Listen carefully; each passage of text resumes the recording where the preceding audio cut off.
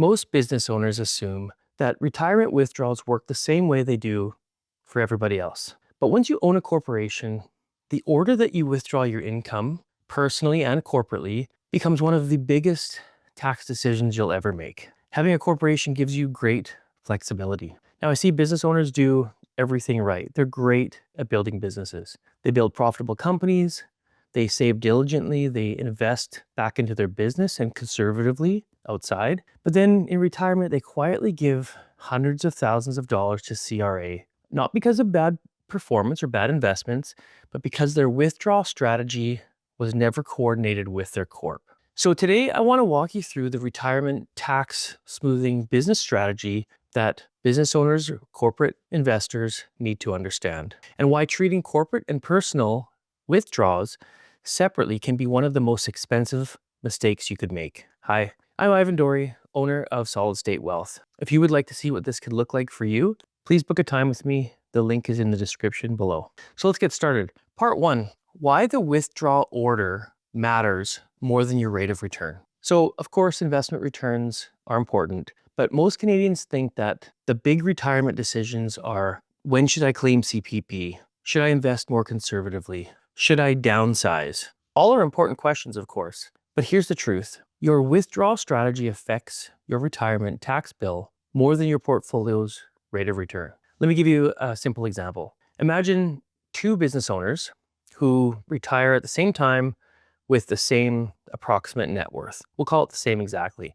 Now, both will have significant investments in RRSP balances, other non-reg items. They're going to have corporate investment accounts, tax-free savings accounts, a similar lifestyle spending.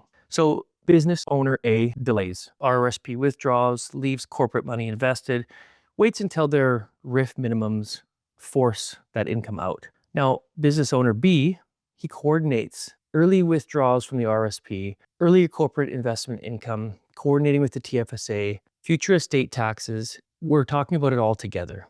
Same spending, completely different outcomes. So part 2, the hidden Canadian tax window that most people ignore. So between the time that you retire and when the RRIF minimums kick in, around age 65 to 72, in this window, there's a unique opportunity. So very likely your earned income has dropped. You might push your CPP and OAS down the road, delaying it. And because CPP and OAS are individual benefits, coordinating withdrawals and timing with those becomes especially important to manage your taxes and potential clawbacks that you could be receiving. And your taxable income might be lower than maybe any other point in your life, to be honest. Now, this is what we could call a corporate and personal coordination window. We're in a sweet spot. And for most business owners, this window isn't just about low personal income. It's about coordinating personal RRSP accounts, those withdrawals, corporate investment income, dividend timing, the future RRIF minimums that we want to keep very controlled, and our OAS exposure. So this is where a proactive planning either can save you a significant amount of money over time or quietly cost you far more than you would expect. And here's the problem. Most business owners ignore it because they're busy. They're busy building their business. They might stop working at 60 or 62. Their income drops to nearly zero. And they think, you know what, I'll just live off my TFSA or cash and let my RRSPs grow till I need them. But unfortunately, that sets them up for a tax trap. By the time you turn your RRSP into a RRIF at 71, your account may have grown so large that the mandatory withdrawals that CRA makes you take pushes you into those higher tax brackets anyway. Exactly what you were trying to avoid. So when structured properly, you can take advantage of this low income period and reduce what you might pay later in tax, and many times very dramatically. So part 3, the strategy, early controlled RRSP withdrawals. Even if you don't need the money yet, we're going to talk about a strategy here for business owners. Early RRSP withdrawals also reduces the pressure for you to feel that you want to pull dividends from your corp. You don't really have to do that right away. A smaller RRIF account will give you more flexibility to decide when to take your corporate dividends down the road, when to trigger capital gains, when to use corporately owned life insurance for tax sheltered growth. The timing is important. We're not talking about spending more money. We're talking about controlling where the retirement income comes from. And here's the strategy that most Canadians miss. Start withdrawing from your RRSP early in small, controlled, intentional amounts during the years that your taxable income is the lowest. That's it right there. This has nothing to do with needing the cash. You likely don't need it, but it has everything to do with avoiding a tax explosion later in your life. So how it works, in your 60s, while your income is low, you withdraw enough RRSP funds to fill the lower tax brackets. You're essentially buying out future taxes at a discount today. Use the next withdrawal to top up your TFSA every year. This converts future taxable income into future tax-free income. Coordinate this with your CPP and your OAS timing. Delaying these benefits gives you even more room to draw your RRSP funds at lower rates. And what you're going to do is gradually you reduce your RRSP balance before it hits 71 and CRA forces you to take it. So what happens is your RRIF minimums are now smaller. It reduces the risk of OAS clawbacks and that bracket creep. This process is sometimes called an RRSP meltdown, but I prefer to call it a tax smoothing strategy because it's not really about liquidation of your RRSP. It's about control. And when it's structured properly, this can materially reduce your lifetime taxes, sometimes by tens of thousands of dollars, and in certain cases, significantly more on your lifetime, depending on the income, the timing, and the account size and structure, of course. So let me show you a real world example. Consider an incorporated professional in their early 60s. They have a large RRSP balance, significant retained earnings inside of their corporation, minimal pension income, because they work for themselves, flexible retirement ability, the timing.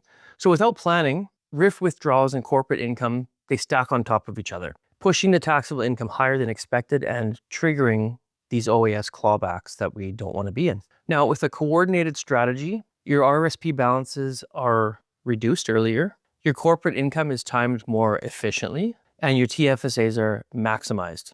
Future forces withdrawals, those forced from CRA, are reduced. Same lifestyle, same assets, but significantly better tax outcomes. So part 5, why this math works. The math behind tax smoothing. So for business owners, survivor taxation is even more severe because corporate income often continues while one OAS and one tax bracket disappear. Canada's tax system rewards spreading out your taxable income. We want to avoid large jumps in your income and minimize spikes in your 70s, while keeping OAS eligible income below that clawback threshold.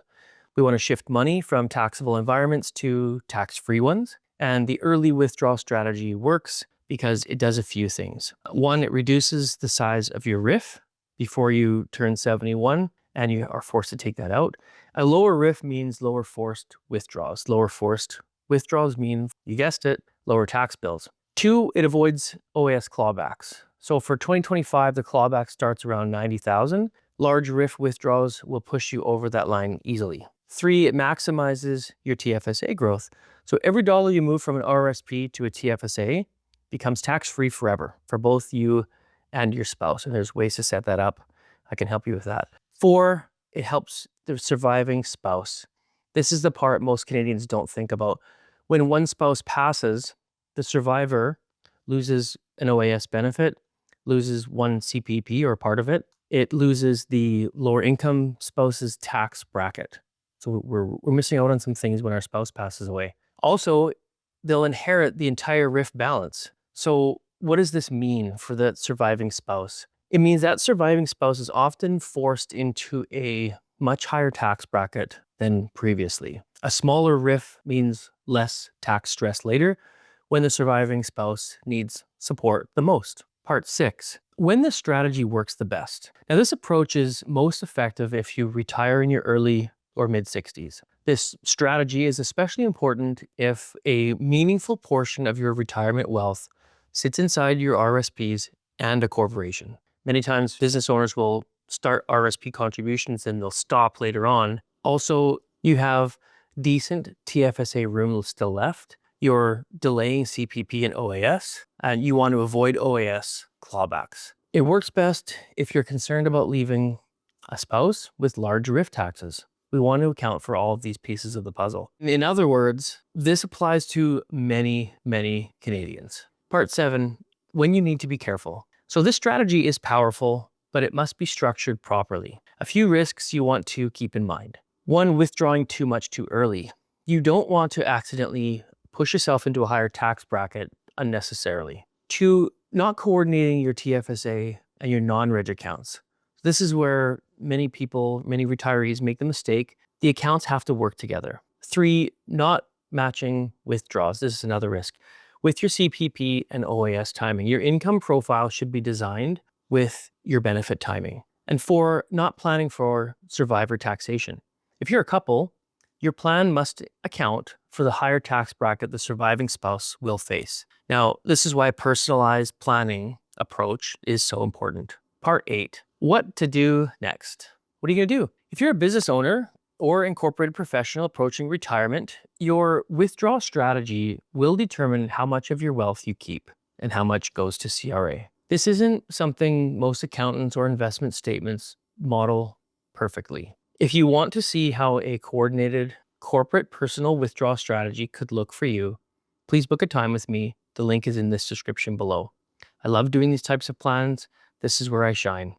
Thank you for watching, and I'll see you in the next video.